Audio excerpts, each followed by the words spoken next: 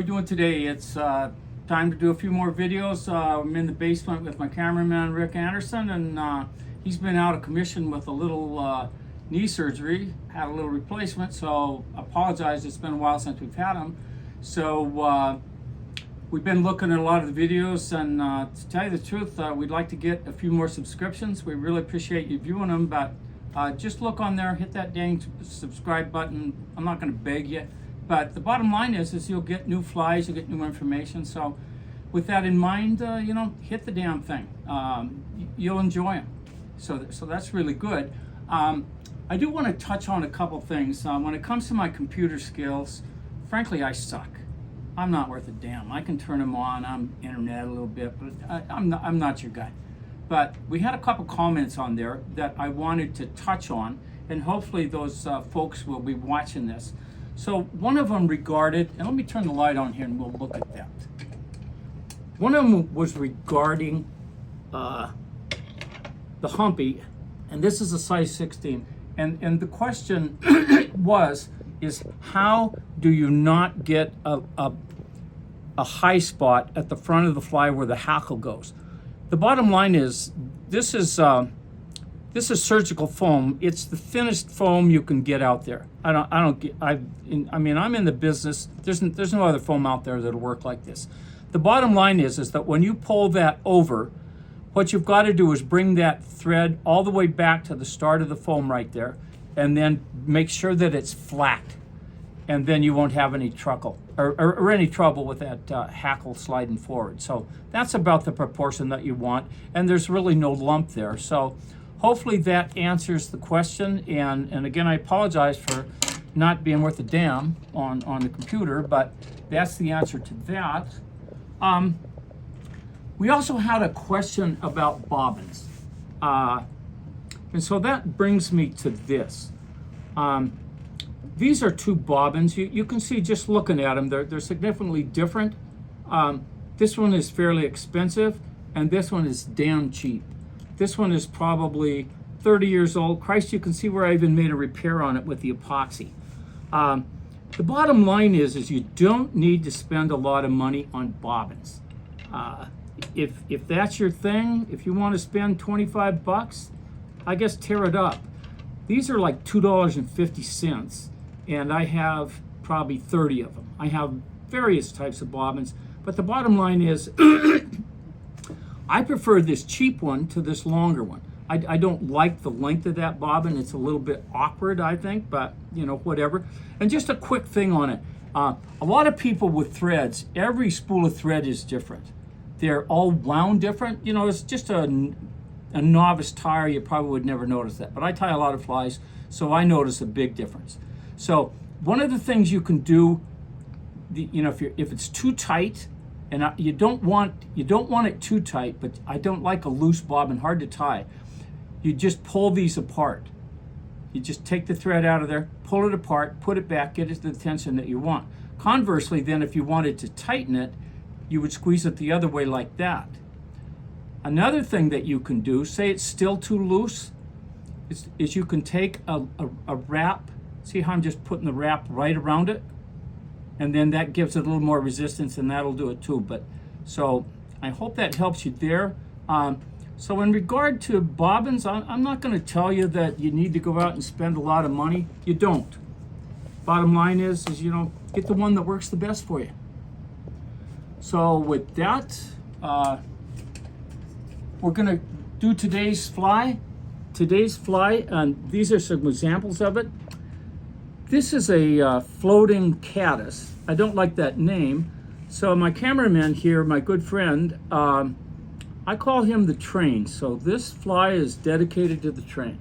So we're calling this fly the train. These are floating caddis. Now, this fly originated from a guy named Gary LaFontaine. I'm sure if you've done a lot of fly tying and stuff, he had a lot of books, hell of a tyer, good guy. He was a guy I could just call and ask questions of, and he'd give me a lot of help. But his pattern is a lot different than this pattern. It'll be the same principle. The one thing I guess I would say is that by no means am I trying to discredit his flies. The contrary. His flies are masterpieces. But some of the materials that we have today, he didn't have available when he was tying these. And if he did, I'm sure they would be different. Like this one is tied with foam. His was tied with deer hair, spinning deer hair and trimming it, and it was a bitch. Those things are, that's really difficult. So, so with that, in terms of this fly too, you can, these are specifically, these would be for some big caddis that are found in Georgetown Lake. These would be for October caddis. So the pattern we're going to tie today is for the October caddis. You can't limit anything in this regard. You can tie any caddis pattern with this. At the end of it, I just want to, I'll tell you how to fish it, and I think that's kind of important, but it's a very good looking bug. I think you'll like it, and again, the whole thing with me is simplicity. Don't be afraid of losing flies. If you're tying flies that they're hard to tie and you won't fish them right if you're afraid of losing the damn thing. So I like easy flies. I'm a simplistic person. So again, we want you to try to hit that damn subscribe button. We'd like to get you on there. We're getting lots of views, but with that, let's do it. Okay, today's fly we're going to do is it's a size 8. These are big bugs. Both the Georgetown type pattern, the olive one, and then this caddis here. They're big. They're size 8. Okay. So as always, we're going to put a nice layer of thread on there. Notice that I don't cover it all the way. I'm a big believer on filler, I guess, for lack of a better term. And by no means does this color have any bearing. All I want is something under there that forms a little bit of bulk. And anytime you're using foam, foam will spin fairly easy on your hook shank. So the answer to that is put something on there. This is just regular, this is just a yarn that you can buy, and you can buy small amounts of it. So we're just going to wrap that forward. Again, nothing fancy.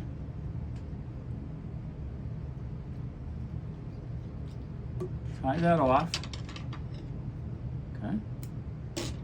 So now we're going to bring that back. So now we're going to take, this is 2mm foam. So you can buy this anywhere. You can buy it at fly shops, tear it up. I buy it at Walmart, Joann's Fabric. I'm looking for cheap. I'm going to tell you. Okay. We're going to trim that a little bit so we just have a spot there. Notice I'm flattening that with my thumb and forefinger a little bit.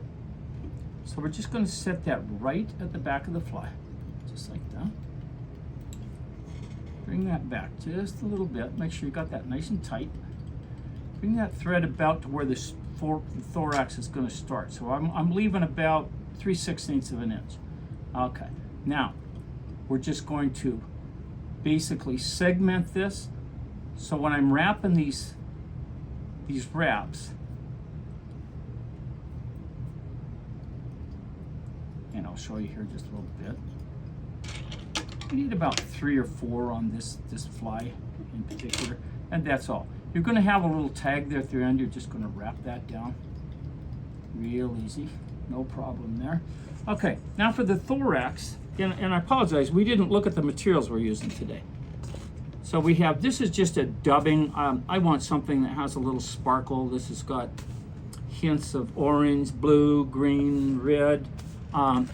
Very nice looking dubbing. This particular caddis, different shades of brown would work, black would work. Any dubbing, nothing fancy there. Just some cheap, I emphasize cheap, don't use dry fly hackle for the collars on wet flies. Just go with some lower grade kind of hackle. And this is a size 8 long shank 2X long hook. Okay. All right. And again, the beauty of this fly is its simplicity. It has an excellent look. and it's simple. I'm definitely, and if you've watched other videos, I'm not into really hard flies. So we're going to dub this. Okay. Okay, so we're going to wrap that reasonably tight.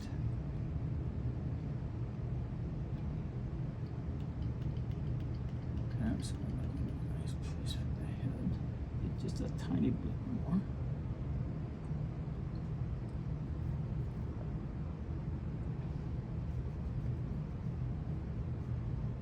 And I'm reading a lot of articles on fly tying, and you know, some people argue that it's not a good way to, that you can save money buying flies. When you're tying flies, you're not paying for the fly so much as that it's a reward for your gratification of catching fish on your own fly. There's just nothing that can be said about that. It's just a wonderful thing, and that's the beauty of tying flies. Not that you're saving a ton of money. Yeah, don't believe that. As you look around this room, you can see why I say that. I've got 3 or 4 lifetimes of stuff here. Okay, we're going to tie that brown hackle in by the bottom of the stem. Now we're just going to wrap that around there. This collar.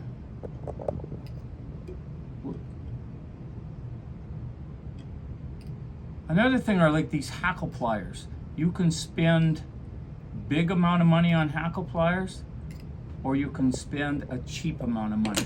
These are like $2.50. They're probably, oh, I don't know, 10, 15 years old.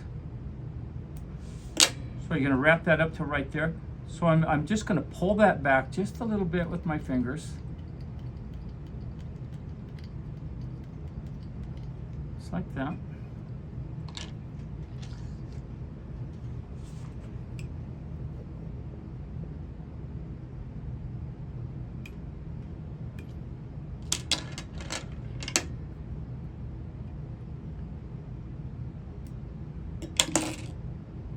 And I failed to grab the head cement, but we will head cement these flies. And there you go, and that's the finished product. That's a simple fly. Let's talk a couple ways about how you would fish this fly. In a lake, you want to fish it on a longer leader, say 9 to 12 feet leader, with a very small indicator. And you're kind of fishing it like a dry fly, but you won't be able to see this very good floating, so that's why you have the indicator out there too, because that you'll be able to pick it up.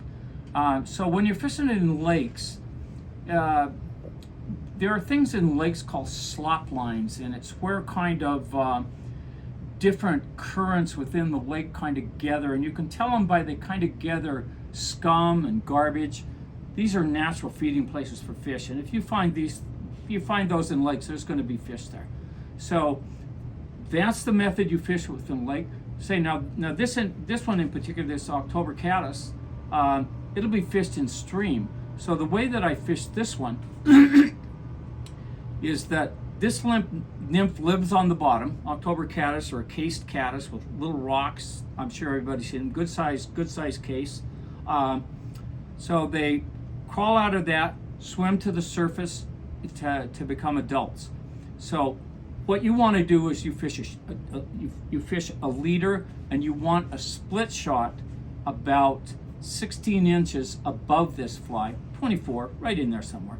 And the bottom is that you want that sinker to be on the bottom and that fly to be up off the bottom like it's emerging to go to the top. Simple way to fish it. This is a great fly. Again, simplicity. That's what you want to do. So this foam is cheap. Everything about this fly is cheap. So with that, we'd ask you to please hit that subscribe button. Tie this fly, play around with it. You can tie it in different colors, different sizes, but it's a good one. Hell, you just can't go wrong with this one. So thanks for viewing. All right, give them hell.